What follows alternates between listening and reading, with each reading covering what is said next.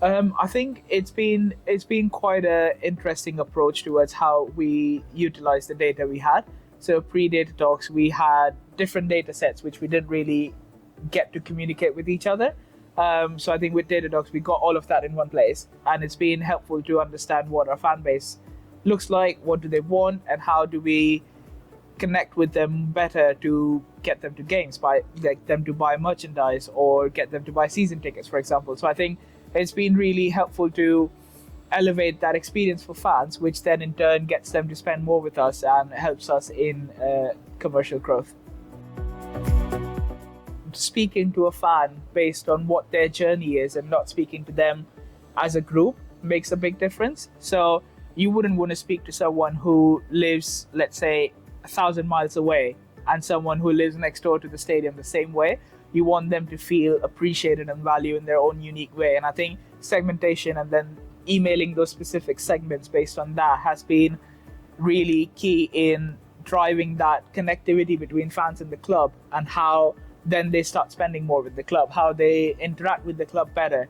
And being community owned, I think it makes a big difference how we speak to fans, our owners, who also invest not just their time and efforts, but also their hard-earned money in the club and running of the club. So I think it makes a big difference having that understanding of our data, because data can be a bit scary for people, but with the simplified approach and with the simplified understanding of what our different fan bases are, I think that makes it really easier to then drive those different segments to a better growth potential.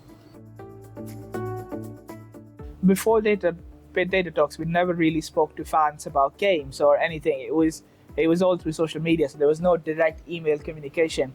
So I think since then we've seen a lot of growth in our attendances, but also on how engaging fans have been. So simple things like we send reminders a day before saying, "Oh, we've got a game tomorrow. Have you got your ticket?"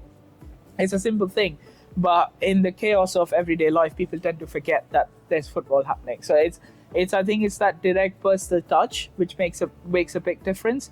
And I think we have we do a post game survey with fans, like how different elements of their experience were.